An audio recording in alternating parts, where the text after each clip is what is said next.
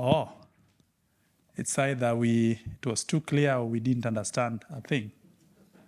DG, Mozambique.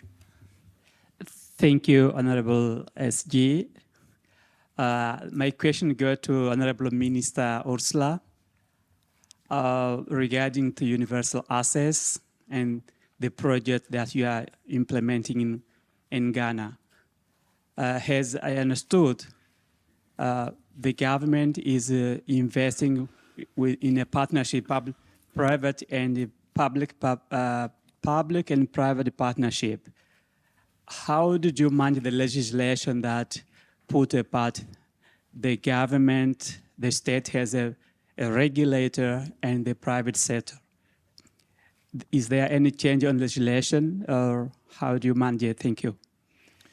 Okay, let's see whether we can take a few more, maybe two more, in the interest of time, and then I will ask the presenters to deal with them at the same time. Any other? Yes, I see Ezra Chiloba, DG Kenya. Thank you. Yeah, thank you very much. The digital inclusion presenter, the Global Digital Inclusion, I think that's the organization. I saw some data where you're trying to allocate investment in terms of the private versus the public. And then for the public sector, you said opportunity to invest up to 25%, the private sector, of course, the balance. Is that a model that you recommend, or that's the numbers are revealing themselves through your research? And if it's not a model, what would you recommend in a space where you have government intervention in the ICT sector? What you recommend should be the reasonable proportion that government should be looking at without necessarily crowding out the private sector? Thank you very much. We can take one more, I'm sure. All right, then let me ask Madam Minister to deal with the question on USF, and then Eleanor on the question by the DG Kenya. Over to you, Madam Minister.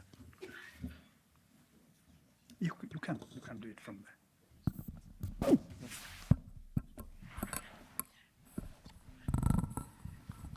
Thank you. Our Universal Service Fund is set up by law, and that law requires that it has private sector participation on its board, the industry forum. And 90% of all its funds have to be utilized for actual projects, and only 10% for administrative expenses. And so we've been using it for digital skills, rolling out infrastructure, and all of that.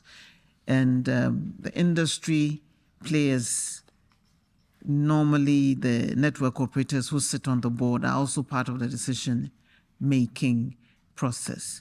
So we all recognize the need to expand connectivity. We realized that the fund was inadequate to roll out as quickly as we would have liked.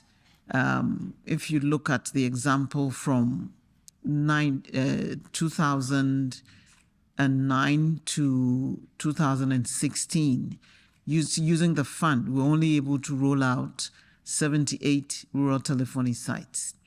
But with this project seeking additional funding, external funding to supplement what the fund does, we've rolled out over 1,000 sites in the past 2 years.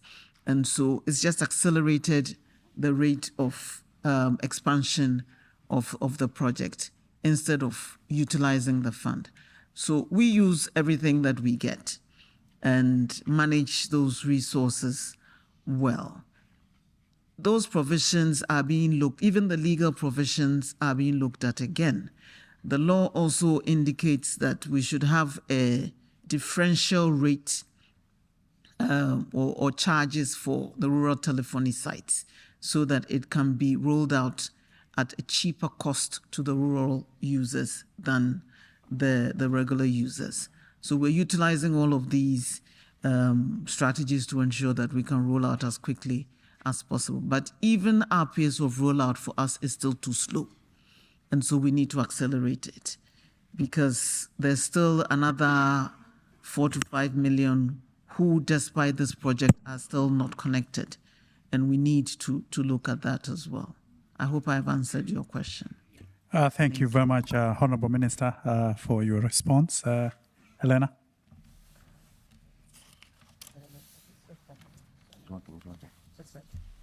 Okay. And Elena, as you speak, you're parting short also in a minute. In a minute.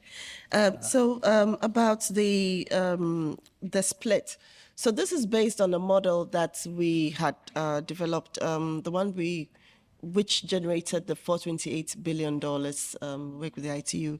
But it looked at the existing splits now, which is that in a lot of countries, we noticed that a lot of the heavy lifting is being done by the private sector. So we just use that in terms of indicative that this is still going to be the case.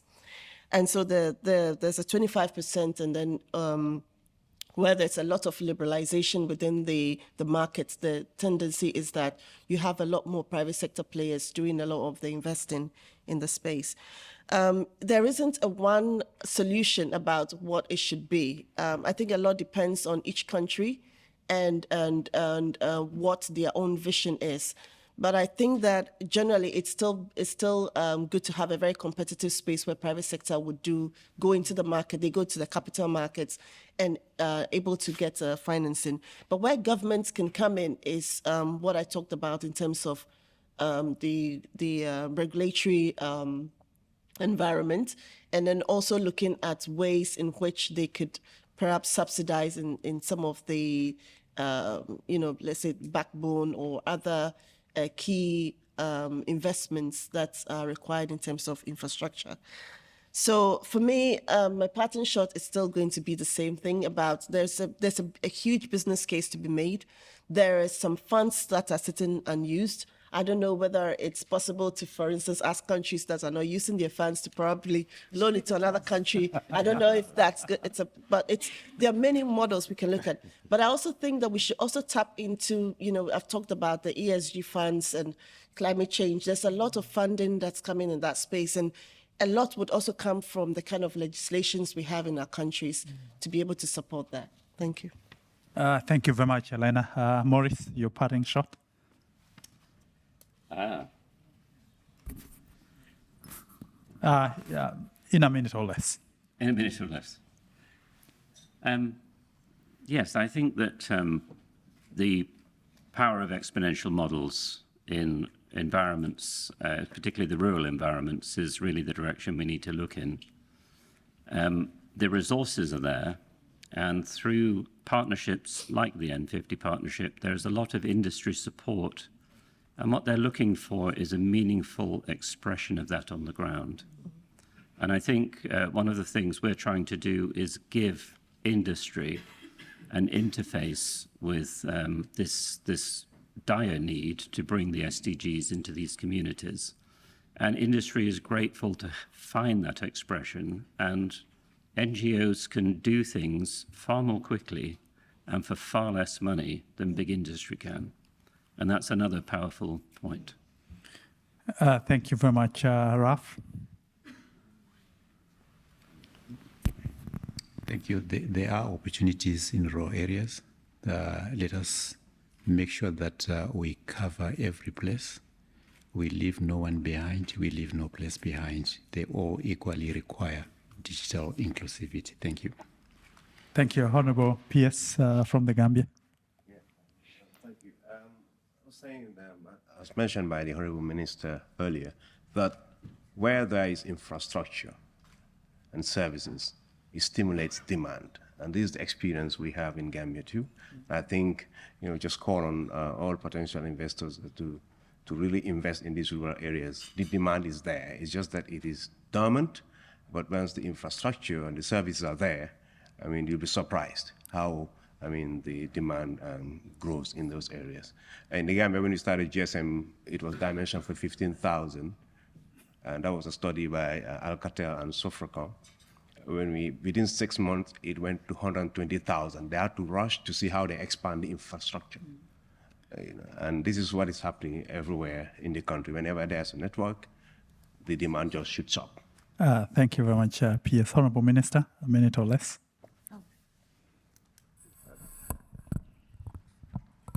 We're ready to work with private sector, the civil society, to deliver connectivity to all our peoples and to ensure that we leave no one behind, because that's an imperative. It is not a luxury. We all know that it is a utility just like water or electricity. So we need to accelerate our efforts to connect the unconnected and improve the statistics that still look very depressing. And I'm sure together we can do it. So we're ready to partner with all in this room and beyond. And I'm going to be having a conversation with you, John, so that we see how we can bring N50 to Ghana within the shortest possible time. Thank you. Thank you very much, panelists. I think the one thing that I see across is that for areas that traditionally we have thought to be not having sufficient business reasons to operate a business, there is indeed sufficient demand if the services are there. And so what needs to be done is partnerships.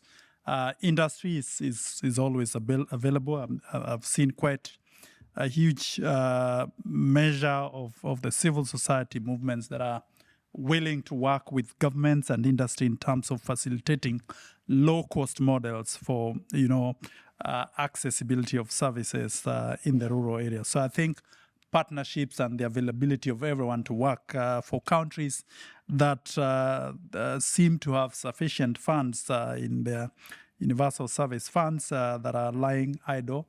There is, of course, opportunities to have this used, especially for penetration and access in the rural areas. So there's business. There's business in areas that we have thought traditionally to be not having sufficient opportunities.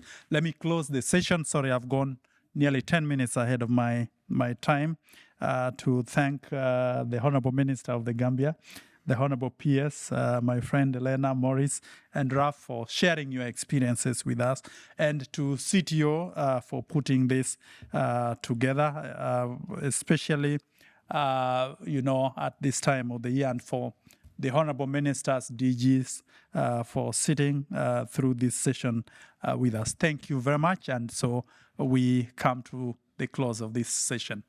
Over to you, team. Thank you very much.